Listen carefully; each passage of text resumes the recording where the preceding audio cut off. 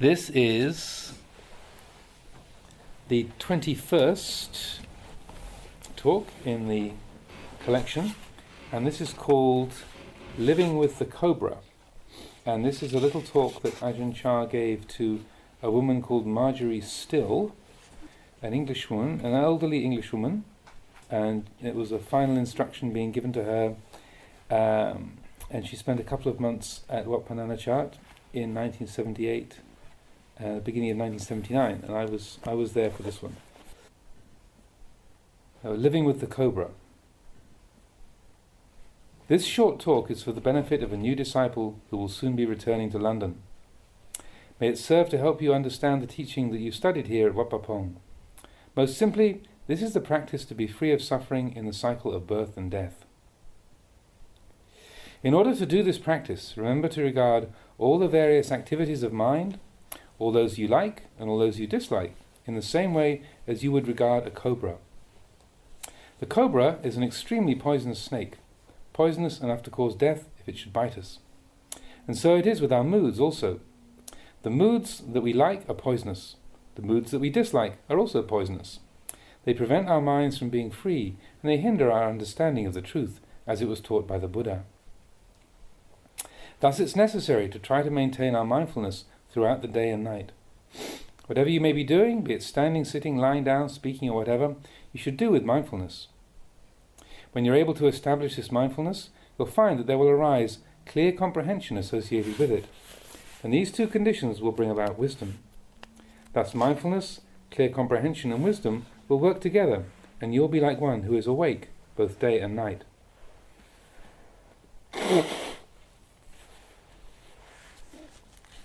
These teachings left to us by the Buddha are not teachings to be just listened to or simply absorbed on an intellectual level. They are teachings that through practice can be made to arise and be known in our hearts. Wherever we go, whatever we do, we should have these teachings.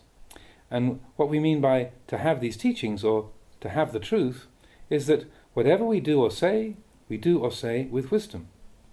When we think and contemplate, we do so with wisdom. We say that one who has mindfulness and clear comprehension combined in this way with wisdom is one who is close to the Buddha. When you leave here, you should practice bringing everything back to your own mind. Look at your mind with this mindfulness and clear comprehension and develop this wisdom. With these three conditions, there will arise a letting go. You'll know the constant arising and passing away of all phenomena.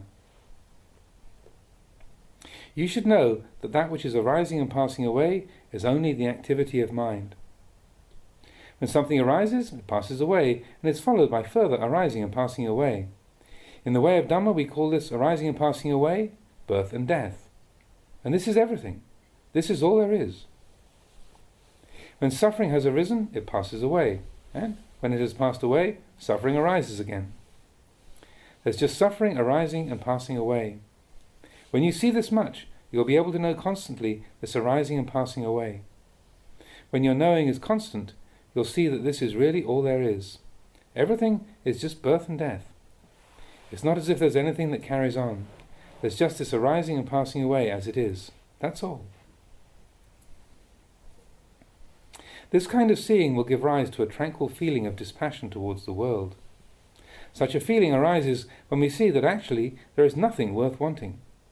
There's only arising and passing away, a being born followed by a dying. This is when the mind arrives at letting go, letting everything go according to its own nature. Things arise and pass away in our mind, and we know. When happiness arises, we know. When dissatisfaction arises, we know. And this knowing happiness means that we don't identify with it as being ours. Likewise with dissatisfaction and unhappiness, we don't identify with them as being ours. When we no longer identify with and cling to happiness and suffering, we're simply left with the natural way of things. So we say that mental activity is like the deadly poisonous cobra. If we don't interfere with a cobra, it simply goes its own way. Even though it may be extremely poisonous, we're not affected by it. We don't go near it or take hold of it, and it doesn't bite us. The cobra does what is natural for a cobra to do. That's the way it is. If you're clever, you'll leave it alone. Let be that which is not good. Let it be according to its own nature. Also let be that which is good.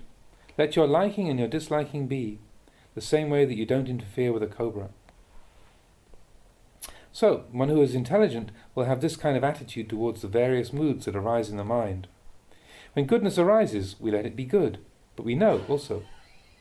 We understand its nature. So too, we let be the not good. We let it be according to its nature. We don't take hold of it because we don't want anything. We don't want evil, neither do we want good. We want neither heaviness nor lightness, happiness nor suffering.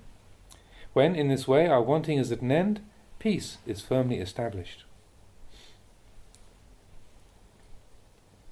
When we have this kind of peace established in our minds, we can depend on it. This peace, we say, has arisen out of confusion. Confusion has ended. The Buddha called the attainment of final enlightenment an extinguishing. In the same way that a fire is extinguished, we extinguish fire at the place at which it appears. Wherever it's hot, that's where we can make it cool. And so it is with enlightenment. Nibbana is found in samsara. Enlightenment and delusion exist in the same place, just as do hot and cold. It's hot where it was cold, and cold where it was hot. When heat arises, the coolness disappears, and when there's coolness, there's no more heat. In this way, Nibbana and samsara are the same. We're told to put an end to samsara, which means to stop the ever-turning cycle of confusion. This putting an end to confusion is extinguishing the fire. When external fire is extinguished, there is coolness. When the internal fires of sensual craving, aversion and delusion are put out, this is coolness also. This is the nature of enlightenment. It's the extinguishing of fire, the cooling of that which was hot. This is peace. This is the end of samsara, the cycle of birth and death. When you arrive at enlightenment, this is how it is. It's an ending of the ever-turning and ever-changing, an ending of greed, aversion and delusion in our minds. We talk about it in terms of happiness because this is how worldly people understand the ideal to be, but in reality, it has gone beyond. It is beyond both happiness and suffering. It's perfect peace. So, as you go, you should take this teaching which I've given you and contemplate it carefully. Your stay here hasn't been easy, and I've had little opportunity to give you instruction, but in this time you've been able to study the real meaning of our practice. May this practice lead you to happiness. May it help you to grow in truth. May you be freed from the suffering of birth and death.